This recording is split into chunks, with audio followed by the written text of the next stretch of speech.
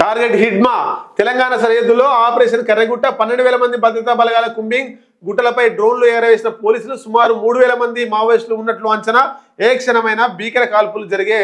chance అట మొత్తంగా మరి దారుణంగా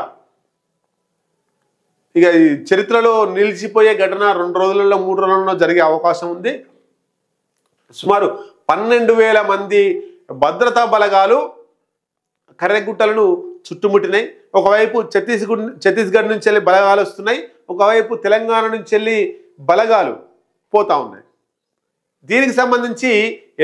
ఎన్కౌంటర్ స్టార్ట్ అయిందట ఆల్రెడీ 72 గంటలు ఆల్రెడీ కుంబింగ్ స్టార్ట్ అయింది వెళ్ళి అక్కడ ఉన్నటువంటి గ్రామాల ప్రజలను అడిగితే వాళ్ళు ఏమంటున్నారు పెద్ద పెద్ద శబ్దాలు అయితే వస్తున్నాయి అని చెప్తున్నారు మరి నిజంగా మావోయిస్టులను ఎట్లా గుర్తుపట్టిర్రు డ్రోన్లు ఉపగ్రహ ఛాయాచిత్రాల ద్వారా 2-3 వేల మంది మావోయిస్టులు ఉన్నారు అనేటువంటిది అంచనా వచ్చిందట అక్కడ ఒక బంకర్ ఏర్పాటు చేసిరట ఆ బంకర్లో హిడ్మా కూడా ఉన్నాడు అనేటువంటిది పోలీసులు అంచనా వేస్తున్నారు ఇంకొక అంచనా ఏంటంటే అసలు హిడ్మా పారిపోయిండు దాంట్లో లేడు కర్రెగుట్టలలో లేడు సేఫ్ జోన్కి వెళ్ళిపోయిండు అనేటువంటిది ఇంకొక వార్త నడుస్తుంది మరి నిజంగా హిడ్మా అక్కడి నుండి ఎట్లా పారిపోయిండు అనేటువంటి విషయాన్ని కూడా తేల్చాల్సిన అవసరం ఉన్నది ఒకవైపు నిజంగా హిడ్మా అక్కడే ఉంటే 2-3 వేల మంది మావోయిస్టులు అక్కడే ఉంటే ఈ 12,000 మంది పోలీసు వాళ్ళు పోయి వాళ్ళని చంపేస్తే అసలు మావోయిజం అంతమవుతుందా ఆ సిద్ధాంతం అంతమవుతుందా మావోయిజమే మన భారతదేశంలో లేకుండా రాష్ట్రంలో లేకుండా పూర్తి స్థాయిలో పోతుందా అనేటువంటి చర్చలు నడుస్తున్నాయి ఒకవైపు రెండవది ఈ రాష్ట్రానికి సంబంధించి ఆ ములుగు జిల్లా తర్వాత ఆ జిల్లాలకు సంబంధించి ఎస్పీ శబరీషు ఆయన కూడా ఏం చెప్తున్నాడు నాకేం సంబంధం లేదు నాకేం తెలియదు అంతా కూడా ఛత్తీస్గఢ్ పోలీసులు కేంద్ర బలగాలే చూస్తున్నాయని చెప్పేసి ఆయన చేతులు ఎత్తేసిండు అంటే ఇక్కడ రేవంత్ రెడ్డి ప్రభుత్వం ఇన్వాల్వ్ అయిందా కాలేదా తేల్చాల్సిన అవసరం ఉన్నది నిజంగా రేవంత్ రెడ్డి ప్రభుత్వం దాంట్లో ఇన్వాల్వ్ అయింది అంటే ఈ కాంగ్రెస్ ప్రభుత్వానికి కొంత ఇబ్బందికరంగానే ఉంటుంది ఈ ప్రజాస్వామ్యవాదుల నుంచి వెళ్ళి పౌర హక్కుల నేతల నుంచి వెళ్ళి కమ్యూనిజం భావాలను వాళ్ళ నుంచి వెళ్ళి మేధావుల నుంచి వెళ్ళి కొంత వ్యతిరేకత స్టార్ట్ అవుతుంది నిజంగా ఈయన అందులో ఇన్వాల్వ్ కాలేదు అంటే మరి తెలంగాణలో జరుగుతున్నటువంటి ఈ ఎన్కౌంటర్ల మీద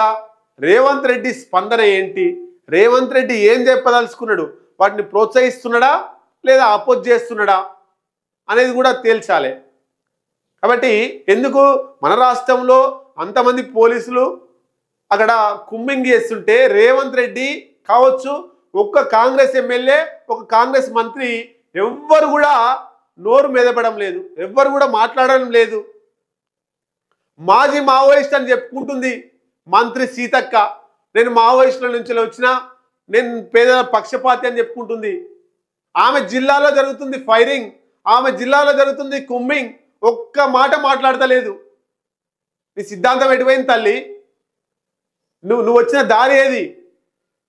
నువ్వు ఎక్కడి నుంచి వచ్చినావు కనీసం మాజీ మావోయిస్ట్గా ఒక్క మాట మాట్లాడాలి కదా వాళ్ళు లెటరు రిలీజ్ చేసిర్రు మావోయిస్టులు మేము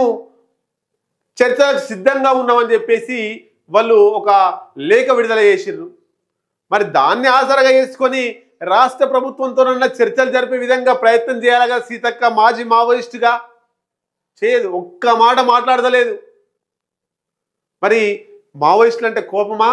లేకపోతే మావోయిస్టులు అంటే ప్రేమ ఉండి ఈమె చెప్పలేకపోతుందా ఈ విషయం మీద రేవంత్ రెడ్డి స్పందించాలి కాంగ్రెస్ ఎమ్మెల్యేలు స్పందించాలి అట్లాగే మాజీ మావోయిస్ట్ అయి ప్రస్తుతానికి మంత్రిగా ఉన్నటువంటి సీతక్క కూడా స్పందించాల్సిన అవసరం ఉన్నది